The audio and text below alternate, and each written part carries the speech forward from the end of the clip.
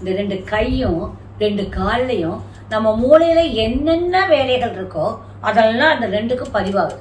இங்கே என்ன தப்பா குளிக்கிறது அப்படி தோணுச்சுன்னா ஒன்றும் பரவாயில்ல, கொஞ்சம் வெந்நி தண்ணி கூட அங்கே இருக்கும், எடுத்துக்கோங்க. அதை எடுத்துட்டு ஏதாவது ஒரு மந்திரத்தை சொல்லி அப்படி தெளிச்சுக்கிட்டீங்கன்னா போதும். ஒரு நாள் என்ன பண்ணணும், ஒரு நாளைக்கு 10 ml யுடிகோலன் போட்ட தண்ணியை அதில் கலந்து அதை ஊற்றிக்கணும்.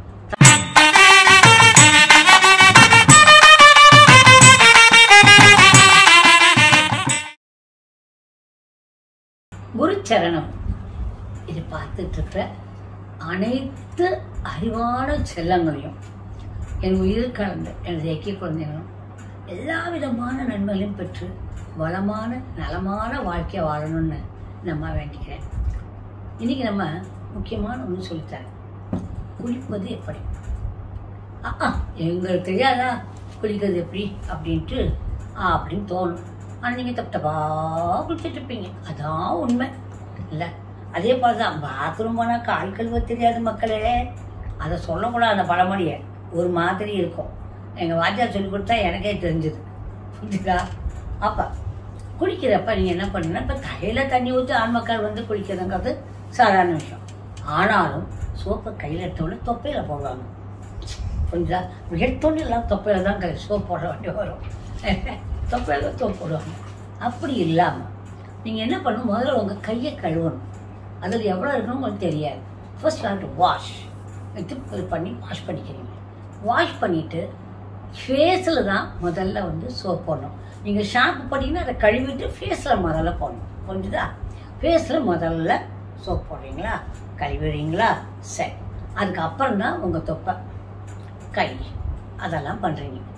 அதுக்கப்புறம் என்னன்னா, நீங்கள் பாத்ரூம் போகிற இடத்தான் கழுவணும். காலெல்லாம் நீங்கள்லாம் என்ன பண்ணுவீங்க, கால் வரைக்கும் வருவீங்க, அந்த பாதத்தை கழுவ உங்களுக்கு பொறுமையே இருக்காது. நிறையா நீங்கள் நல்ல மனசை அப்படி தொட்டுக்கோங்க, தொட்டுட்டு நினச்சி பாருங்க. நீங்கள் குளிக்கிறத தெரியும் நம்ம காலை எவ்வளோ தான் நல்லா தேய்க்கிறோம்ங்கிறது. முன்காலும் சரி, பின்னால் காலும் சரி, சோலும் சரி. நம்ம எத்தனை தடவை அதுக்கெல்லாம் இம்பார்ட்டன்ஸ் கொடுக்குறீங்க.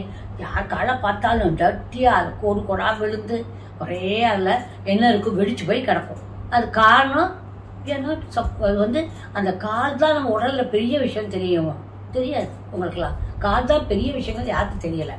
2 கைகளும் இல்லையா, இந்த 2 கையும் 2 கால்லையும் நம்ம மூளையில என்னென்ன வேலைகள் இருக்கோ அதெல்லாம் அந்த 2க்கும் பதிவாகுது. 2 கால்கள் பாதங்கள்ல, அந்த பாதத்துலேயும் இந்த கைகள்லையும் என்னென்ன நீங்க பேசுறீங்க, என்னென்ன உங்களுடைய நடத்தைகள், what are all your thing, இல்லை உங்களுக்கு என்னென்ன வியாதிகள்லாம் வருது, எல்லாமும் இந்த கைகளுக்குள்ளும் கால் பாதங்களையும் அடங்கும். ஓகே, சரி. அப்படி இருக்கிறப்ப நீங்க தலையிலிருந்து தண்ணி ஊற்றி குளிச்சாலும் சரி, உடம்புக்கே குளிச்சாலும் சரி, ஃபர்ஸ்ட் நீங்க சோப்பத்தை முகத்துக்கு போடுறீங்க. ஃபர்ஸ்ட் முகத்துக்கு போடுறீங்க, அப்புறம் என்ன பண்றீங்க, பாடிக்கு போடுறீங்க, கைக்கெல்லாம் போடுறீங்க. போட்டுட்டீங்களா? அப்புறம் எங்க போடணும், பாத்ரூம் போகிற இடத்துக்கு போட்டுட்டு கையை கழுவிடணும். கழுவிட்டு அப்புறம் காலை தொடையிலேருந்து மேலேருந்து போட்டுட்டு கடைசியாக தான் பாதத்துக்கு போடுறீங்க, புரிஞ்சுதா? அந்த மேல் கால் இருக்கு இல்லையா, பாதம், அதாவது இது கால் மேல் பகுதி, பாதம் கீழே இல்லையா? அப்போ இந்த மேல் பகுதியை நீங்கள் என்ன பண்ணணும்னா, நல்லா ப்ரஷ் போட்டு 2யும் தேய்க்கணும். கீழே காலை ப்ரஷ் போட்டு கழுவுக்குன்னே இருக்குது, அதை நீங்கள் வாங்கிக்கிட்டீங்கன்னா அதுக்குன்னு இருக்குது. காலை என்ன பண்ணணும், ஒரு ப்ரஷ் போட்டு நீட்டாக கழுவணும், புரிஞ்சுதா? அதுக்குன்னு விற்கிறாங்க, கால் கழுவுறதுக்குன்னே விற்கிறாங்க. அதை போய் பார்த்து வாங்கிக்கோங்க. அதை வாங்கி நீங்கள் தேய்க்கணும். யாராக பெண்ணாக இருந்தாலும் சரி, ஆணாக இருந்தாலும் சரி, ஃபுல் பாதத்தையும் நல்லா அதை வச்சு டெய்லி குளிக்கிறப்ப அதை தேய்ச்சே ஆகணும், புரிஞ்சுதா?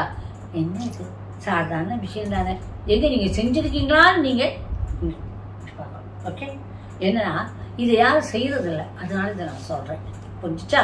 அதுக்கப்புறம் இதை குளிச்சிட்டிங்கன்னா துடைக்கிறப்ப என்ன பண்ணணும்னா, அப்படி துண்டை முதல்ல பின்னால் போட்டு பின்னால் தொடச்சிட்டு முதுகை தொடச்சிட்டு தான் நீங்கள் முன்னால் அப்படியே துண்டை வச்சு முன்னால் துடைக்கலாம். ஆனால் பின்னால் தான் துண்டை போட்டுக்கணும் ஃபர்ஸ்ட், புரிஞ்சிச்சா? பிகாஸ் நம்மளுடைய எல்லா இதெல்லாம் எங்கே இருக்கணும்னா பின்னால் ஆறாக தான் இருக்கும். அதனால தான் பின்னால் முதல்ல துடைக்கணும். அப்போ நீங்கள் பின்னால் கால் வரைக்கும் தொடச்சிட்டு அப்போ மூஞ்சி போடக்கூடாது, புரிஞ்சுதா? முதல்ல டவலை போட்டுக்கிட்டிங்கன்னா இந்த மிச்சக்க டவலில் முதல்ல அது டவல் பட்டுறதா பின்னால், அப்புறம் முன்னால் துடைப்பீங்க பண்ணுறீங்க. ஓகே, அடுத்தது இப்போ தலை எனக்கு குளிக்க முடியாத மாதிரி ஒரு டைம் இருக்குது, என்ன பண்ணுறது? இப்போ ரொம்ப குளிர் காலத்தில் யூ காட் இன்டு யூஎஸ்ல போயிடுறீங்க, அப்படியே பனி மழை பெஞ்சுக்கிட்டு இருக்கு, இங்கே என்ன தப்பா குளிக்கிறது அப்படி தோணுச்சுன்னா ஒன்றும் பரவாயில்ல, கொஞ்சம் வெந்நி தண்ணி கூட அங்கே இருக்கும், எடுத்துக்கோங்க. அதை எடுத்துட்டு ஏதாவது ஒரு மந்திரத்தை சொல்லி அப்படி தெளிச்சுக்கிட்டீங்கன்னா போதும். புரிஞ்சுதா? ஏதாவது ஒரு மந்திரத்தை சொல்லி மேலேருந்து கீழே வரை தெளிச்சு விட்டீங்கனாலே அதுவே ஒரு குளியலுக்கு சமானம். ஆனால் ஒரு மந்திரம் சொல்லணும். புரிஞ்சிச்சா? அடுத்தது, வெயில் நல்லா அடிக்கிறப்ப மழையும் பெய்யும், பார்த்துருக்கீங்களா? வெயிலும் அடிக்குது, மழையும் பெய்யுது. அப்புறமா காக்காய்க்கு குருவிக்கும் கல்யாணம்லாம் அப்போ சொல்லிக்குவாங்க, அந்த காலத்து சின்ன பிள்ளைங்க சொல்லுவோம். அதே மாதிரி வெயில் அடிக்கும் போது பெய்யும் மழையில குளிச்சிங்கன்னா அது திவ்ய ஸ்நானம்னு பேர். அது ரொம்ப நல்லதான். புரிஞ்சுதா? அப்புறம் உடம்பெல்லாம் உடம்பு முடியாதவங்களுக்கு தொடச்சி விடுவீங்கல்ல, அது பேர் ஸ்தானம்னு பேர். இல்லை, காபில ஸ்நானம்னு பேர். அந்த ஸ்நானம்னா உடம்பு ஃபுல்லாக துணியை போட்டு அப்படி தொடச்சி விட்டுறது முடியாதப்ப. அது இன்னொரு முக்கியமான விஷயம், பசு நடந்து போகும். மொத்தத்தில் அது வந்து கிராமங்களில் கிடைக்கும்னு நினைக்கிறேன். பசு நடந்து போகிறப்ப அது குழம்புலேருந்து அப்படியே சுஷன் மண் அப்படியே போகும். அந்த மண், அது குழம்புப்பட்ட மண்ணை எடுத்து என்ன நம்ம வந்து தேய்ச்சிட்டு குளித்தோம்னா அவ்வளோ நம்ம ஆறா நல்லா இருக்கணும். இது மாதிரி ஒவ்வொரு நாளுக்கு நல்லா ஒன்று போட்டு குளிப்பலாம். ஒரு நாளைக்கு ஏலக்காய், ஒரு நாள் வந்து என்ன பண்ணணும், ஒரு நாளைக்கு 10 ml யுடிகோலன் போட்ட தண்ணி அதில் கலந்து அதை ஊற்றிக்கணும். தலையில் ஊற்ற வேண்டாம், கழுத்தில் இருந்து மட்டும்தான் அதை யுடிகோலனை போட்டுக்கணும், ஊற்றி குளிக்கணும். அது ஒன்று. தாமரை இலைகளை போட்டு அப்படியும் குளிக்கலாம், அது ஒன்று. ரெண்டாவது, நம்மளுடைய மல்லிகைப்பூ இருக்குல்ல, அதை கூட போட்டு குளிக்கலாம், அது 3. அதுக்கப்புறம் வந்து என்ன பண்ணலாம், நீங்கள் உங்களுடைய ஒரு 2 ஏலக்காயை போட்டு நல்லா அந்த தண்ணியில் மக்கில் காய்ச்சிட்டு ஊற்றிட்டு அப்புறம் தண்ணி ஊற்றிக்கலாம், அது ஒரு 4 ஆச்சா. அதுக்கப்புறம் ரோஜாப்பூ இருக்கு இல்லையா, அதை நல்லா அப்படியே தூவி விட்டுட்டு அழகாக குளிங்க, சூப்பராக இருக்கும். அப்புறம் ஒன்றா கல் உப்பு, ஒரு நாளைக்கு என்ன பண்ணுறது, ஹிமாலய ராக் சால்ட்டுன்னு தனி, புரிஞ்சுதா? அது வேற, கல் உப்புங்கிறது வேற. இது ஸோ அப்போ 7 நாள் ஆயிடுச்சு, கட்டாப்பிச்சா? அந்த 7 நாளைக்கு போட்டு குளிக்கலாம். ஆனால் கல் உப்பு மட்டும் ஒவ்வொரு நாளைக்கு நீங்கள் எப்பமா இருந்தனா வாரத்தில் ஒரு நாள் நல்லா ஒரு மக்கில் அது கரைய முடியாதபடி நிற்கும், சூப்பர் சேச்சுரேட்டட் சொல்யூஷன் சொல்லுவாங்க.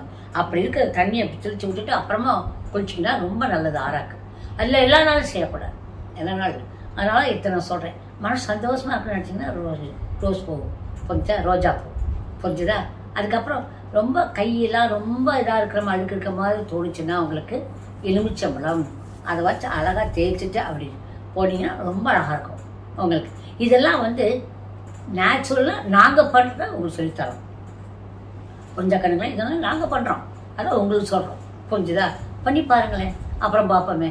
Okay, I love you all my lovely children. Good luck நான் செல்லுங்களே, வைரங்களே, நீங்களாம் நல்லா இருக்கணும். பா.